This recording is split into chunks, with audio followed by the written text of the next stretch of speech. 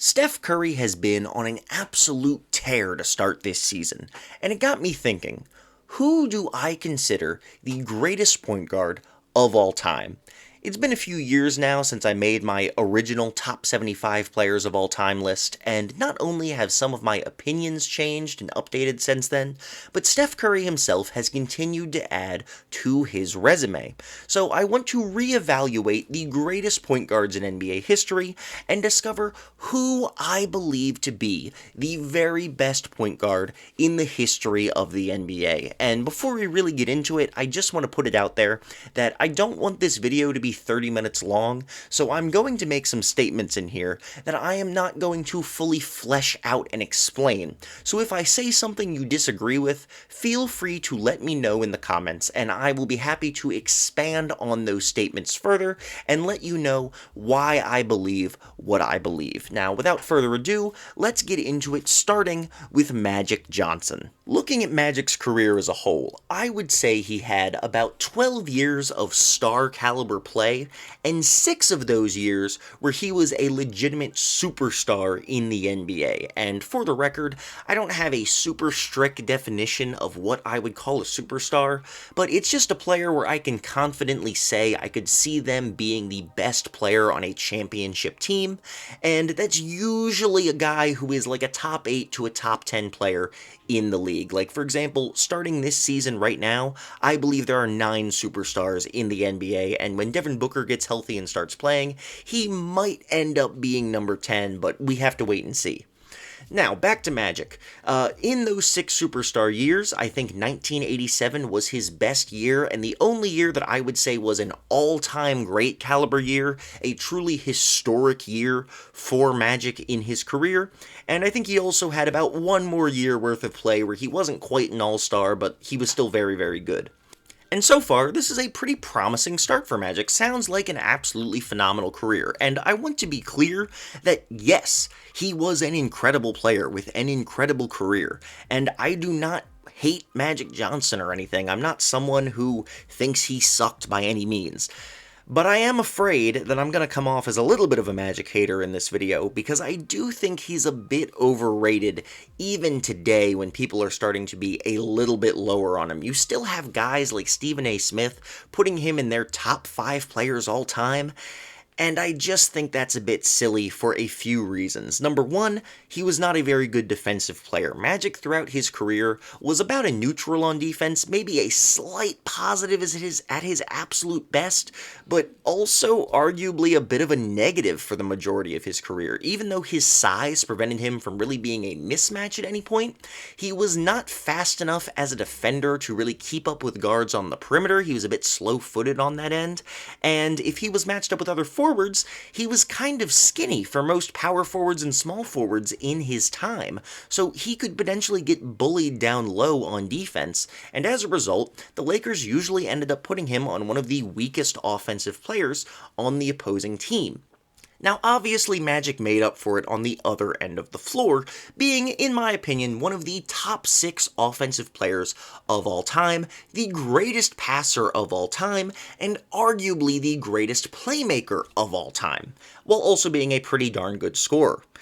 But again, we have a caveat here with the fact that Magic played on some of the most stacked teams of all time. The 80s Lakers with Kareem, James Worthy, Byron Scott, and a whole bunch of other good role players who filled out this incredible team in a very weak Western Conference. There were rarely more than one other contender in the conference at the time Magic was playing, so it's hard to rank any of his championships all that highly, knowing how weak the relative competition was compared to how incredibly good his own team was. And obviously this is a factor in Steph Curry's career as well, and we will get to that.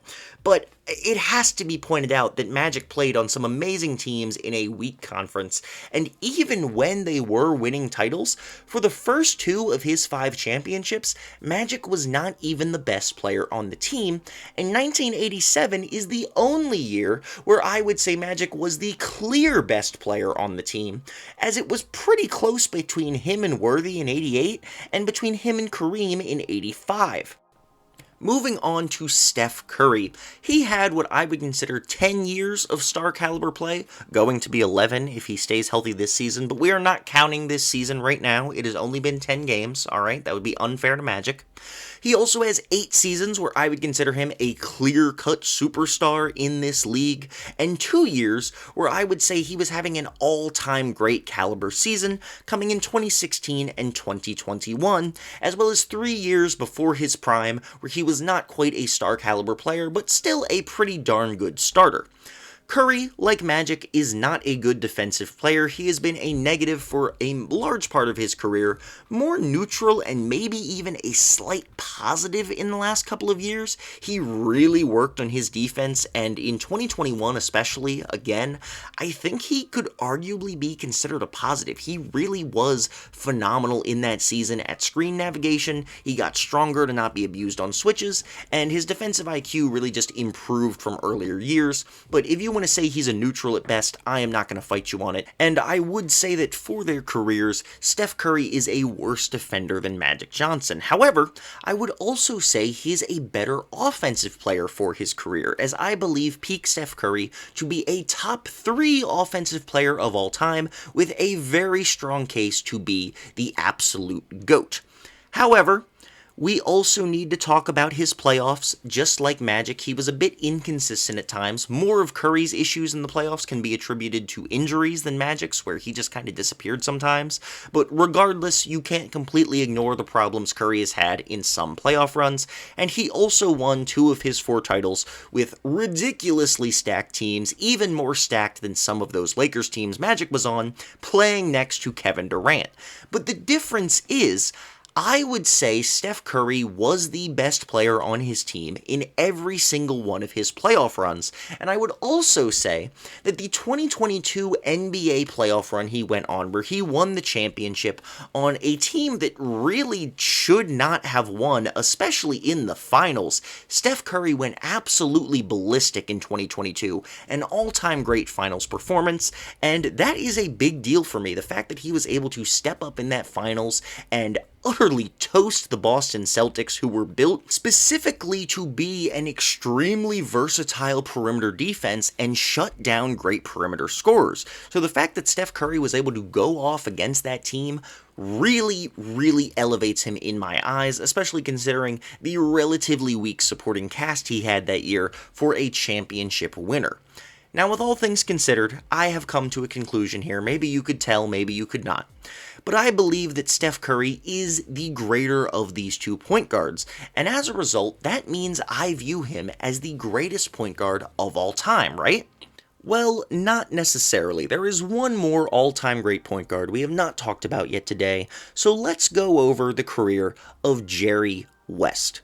Jerry West had 12 years that I would consider star caliber play, and 9 of those years he spent as a clear superstar in my eyes, although it should be noted that unlike Magic and Curry, he does not have a single regular season where I would say he was playing as a true all-time great, although he did have 3 playoff runs where I would say he was an all-time great, coming in 66, 69, and 70. All 3 of those final runs featured Jerry West playing absolutely insane basketball, and they don't get talked about enough because he did not win any of those 3 finals. In fact, Jerry West made the finals 9 times in his career and only won once, but in 8 of those 9 finals runs, he played really well and was the clear best player on his team. But unfortunately for West, while he was one of the most clutch players and greatest playoff risers in NBA history, his supporting stars were Wilt Chamberlain, who consistently disappeared and underperformed in big games and big playoff series, and also Elgin Baylor, who actually started to fall off much earlier in Jerry's career than many people realize. They were not a superstar duo together for the entire 60s, as Baylor started to fall off just a couple years into Jerry's prime, and in the playoffs, he was also a pretty inconsistent performer, having some absolutely fantastic series and games, but also some series where he really did not show up. So Jerry should not be blamed for losing in these finals when he was out there playing great and losing to very good teams with an inconsistent supporting cast. The big thing West also has over Curry and Magic is his defense. Jerry West is one of the top 5 best defensive point guards in NBA history, in my opinion. Look up his career. This dude was a phenomenal defender, especially for his era. People see a relatively skinny white guy in the 60s and just assume he wasn't a good defender, and that could not be further from the truth. Jerry West was a fantastic defensive player who does not get enough credit on that end, and he was also a top 15 offensive player of all time. Not quite as good as Magic and Curry, but being far and away the best two-way player of the group, while also being the best and most consistent playoff performer.